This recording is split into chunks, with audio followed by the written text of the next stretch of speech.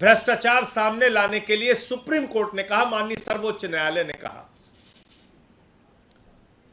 लेकिन बड़े आश्चर्यजनक तरीके से जिस सेबी को आर्थिक भ्रष्टाचार की जांच करनी थी, मैं आपको पूरी जिम्मेदारी से कह रहा हूं, वो सेबी ये जानते हुए भी कि इसमें भ्रष्टाचार हुआ है, और ये बात मैं इसलिए कह रहा हूं जिसका प्रमाण अभी आगे दूंगा आपको, मैं इन्वर्टेड कामा में फिर से रिपीट कर रहा हूं, सेबी ये जानते हुए भी कि अडानी ने भ्रष्टाचार किया है, सुप्रीम कोर्ट के आंख में धूल झोंकने का काम कर रही है। सुप्रीम कोर्ट में सेबी ने जाके कहा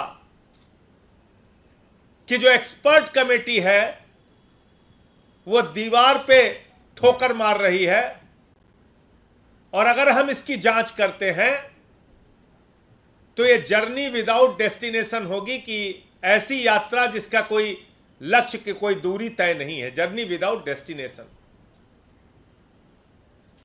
यह बात सेबी कहती है सुप्रीम कोर्ट में। सुप्रीम कोर्ट की आंख में धूल किसने और किसके कहने पर सेबी ने झोंका, क्यों गुमराह किया सर्वोच्च न्यायालय को, यह बहुत बड़ा मामला है। माननीय सर्वोच्च न्यायालय को इस बात को संज्ञान में लेना चाहिए। और इस बात का खुलासा किसने किया? कुछ खोजी पत्रकारिता से जुड़े हुए लोगों ने, जिनका नाम है organized crime and corruption reporting project, OCCRP। यह रिपोर्टर्स का एक ग्रुप है, खोजी पत्रकारों का एक समूह है, OCCRP, जिसने यह पूरी जानकारी इकट्ठा की कि विदेशों में कहां कहां पर फर्जी कंपनियां, कागजों में कंपनियां बनाकर अडानी की कंपनी में हजारों करोड़ रुपए लगाया गया, अडानी के कंपनी के शेयर के दाम बढ़ाए गए और भारत के लोगों को लूटा गया। और यह किसके साथ मिलकर किया गया? यह दो नाम है, एक है नासिर अली और दूसरा है चैंग चुंग लिंग, चाइना का व्यापारी, और नासिर अली यूएई का व्यापारी। और यह कंपनी कहां खोल रहे हैं? चाइना का व्यापारी चैंग चुंग ली, जिसका नाम अगस्ता वेस्टलैंड के मामले में भी सामने आया था, वो अपनी कंपनी, अपना व्यापार चाइना में नहीं कर रहा, वो अपनी कंपनी, अपना व्यापार हिंदुस्तान में नहीं कर रहा है, वो अपना व्यापार कर रहा है मॉरिशस में, जो टैक्स हेवन कंट्री है। वो अपना व्यापार कर रहा है बरमूडा में, वो अपना व्यापार कर रहा है यूएई में, जहां कागजात देने की जरूरत नहीं होती। ऐसी जगहों पर कागजों में कंपनियां खोल के, मॉरिशस में एक पते पे 6 कंपनी खोल के हजारों करोड़ रुपए अडानी की कंपनी में, हिंदुस्तान में लगाया गया। एक पते पर 6 कंपनियां, और वो कंपनियां क्या काम करती हैं, क्या व्यापार करती हैं, कितने कर्मचारी हैं, कोई अता पता नहीं। क्यों?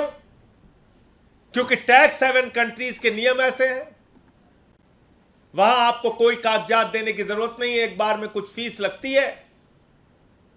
आपने अपनी कंपनी खोली, उस कंपनी की कितनी आमदनी हो रही है, वो पैसा कहां लगाया जा रहा है, वो पैसा काला धन है कि क्या है, कोई जानकारी आपको देने की आवश्यकता नहीं है। ना मॉरिशस में, ना बरमूडा में, और ना ही यूएई में सारी जानकारी आपको देने की जरूरत है। अब सवाल उठता है कि चैंग चुंग ली और नासिर अली, इनकी कंपनियां क्या हैं और किसके साथ मिलकर खेल कर रहे थे? तो ये OCCRP ने खुलासा किया है, ये पत्रकारों ने, जो इन खोजी पत्रकार हैं, वरिष्ठ पत्रकार हैं, उन्होंने खुलासा किया है कि ये गौतम अडानी के भाई विनोद अडानी के साथ मिलकर गौतम अडानी के भाई विनोद अडानी के साथ मिलके सेबी के नियमों के विरुद्ध फर्जी कंपनियां बना के पैसा भारत में लगा रहे थे। सीधा सीधा मनी लॉन्ड्रिंग का मामला है।